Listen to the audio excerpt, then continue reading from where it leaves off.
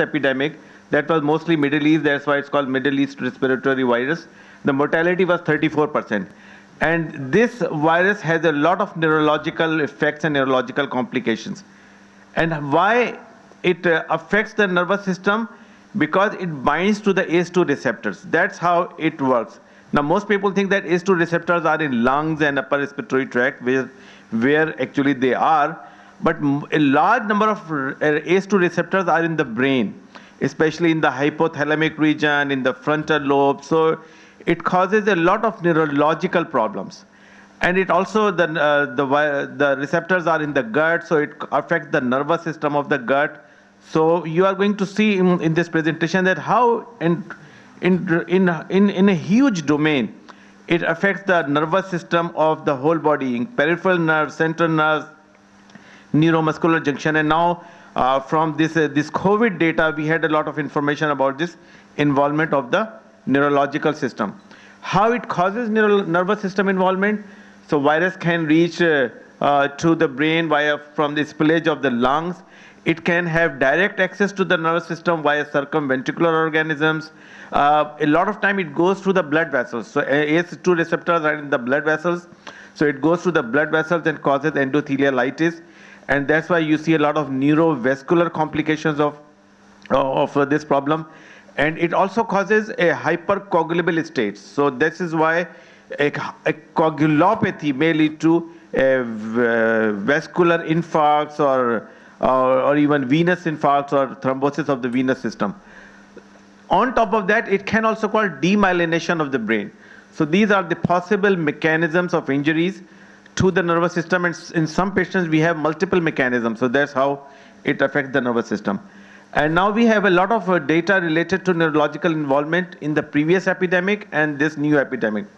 In the previous epidemic, which have been well reported, so those patients with the SARS, they have meningoencephalitis, they have large vessel strokes, they have seizures, status epilepticus, they have peripheral neuropathies, myopathies, myositis, and their long-term neurological complications lasted for months and months. So we have data from SARS, 12 to 36 months follow-up, and a lot of people continue to have fatigue, myalgia, depression, REM sleep problems, hypothalamic pathology, even after 2 to 3 years of this virus infection. And I think that lesson from the history is going to tell us that how we have to do or deal with this virus in future, especially 12 months or 24 months after the infection. Same thing happened with the MERS virus epidemic. About 1/3 patients who have MERS, they have neurological involvement, malaise, myalgia, demyelination. A lot of people have hemorrhagic necrotizing encephalopathy, periventricular white matter lesions, cerebellar involvement. So this is all present in the previous viruses. Now with this virus, now this is the data, that about 8% to 34% patients who have SARS infection, this COVID-19 infection, they have neurological involvement. And a large number of survivors, now we are seeing now, which we label them as the people who have recovered from COVID infection. They actually have not completely recovered. They have survived, but they have not recovered. A lot of them, they do have neurological problems at this moment, and they are going to have a lot of neurological problems in future. So it may be up to 20 to 30% patients who have involvement of the nervous system at the time of infection, or even 6 months or 12 months after the infection. Most of this data is coming from Europe and China, which I'm going to present. But now we have local data, and that we will be publishing in future. We have started a lot of projects related to neurological involvement in COVID-19. Now this is the data which has been published, that what these patients have. So there's a lot of headache, agitation, delirium. About 22% patients present with impaired consciousness which come to the hospital.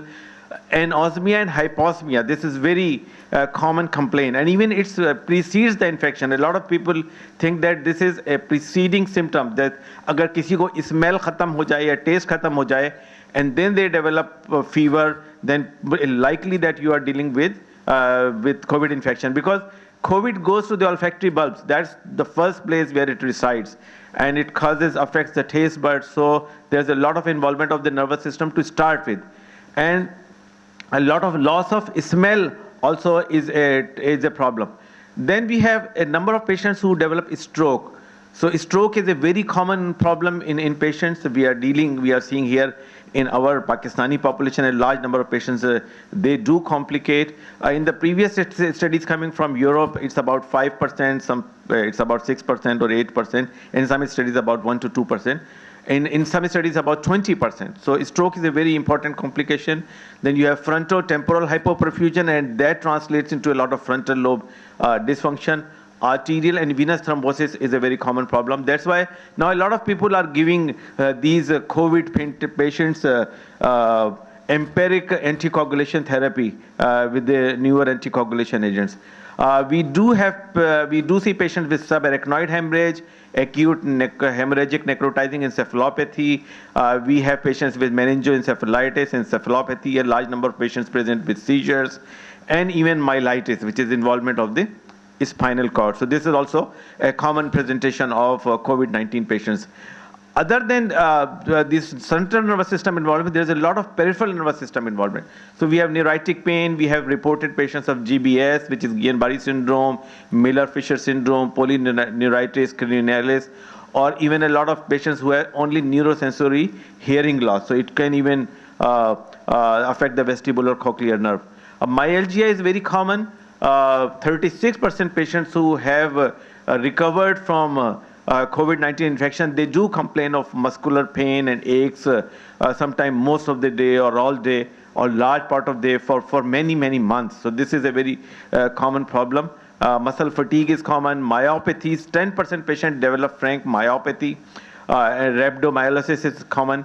And a lot of patients who have this neurological involvement, they have involvement of the respiratory systems.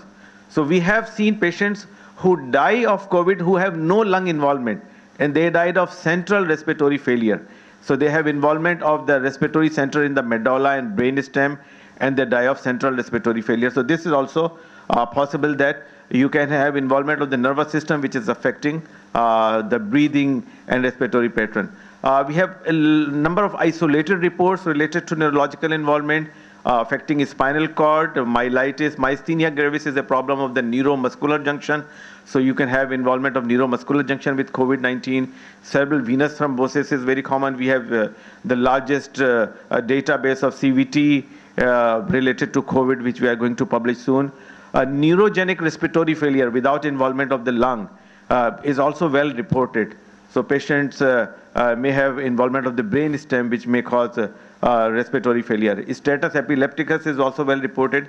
And now we are seeing patients with demyelination. So this virus not only causes infection to the brain, it causes an immune response which causes demyelination and immunological injury to the brain. So we are seeing patients with acute disseminated encephalomyelitis and periventricular lesions related to demyelination. A large number of data is related to neuroimaging. Most of these patients who have neurological involvement, they undergo CT scan or MRI of the brain. A lot of different abnormalities have been well reported in the literature. As you can see from these MRIs, that you can find the abnormality pretty well circumscribed and kind of involving most of the white matter and gray matter in the brain. So these are some of the selected MRIs of COVID-19 patients, and sometimes these complications persist even for longer period of time. And most of the time you are seeing that it's involving the frontal lobes and sometimes the white matter or deep white matter of the brain, and sometimes periventricular white matter. We have some data from the post-mortem findings, and these are the patients who did not survive, and even patients who did not have a lot of neurological symptoms when they were presented or they were admitted at the hospital. But the post-mortem findings have shown most of the patients have neurological involvement, especially when you do the brain pathology. So intracranial vasculopathy was present in majority of patients who even did not have neurological symptoms to start with. There were asymmetric olfactory bulbs, which means the olfactory bulbs were involved. Subcortical micro and macro bleeds were present in a large number of patients. Multifocal hemorrhagic lesions, press means posterior reversible encephalopathy, infarctions, and endothelial inflammation. So these are the things which can be present and can be picked up on pathology. But if you do early MRI, you can pick, or do MRI, you can pick up most of the things.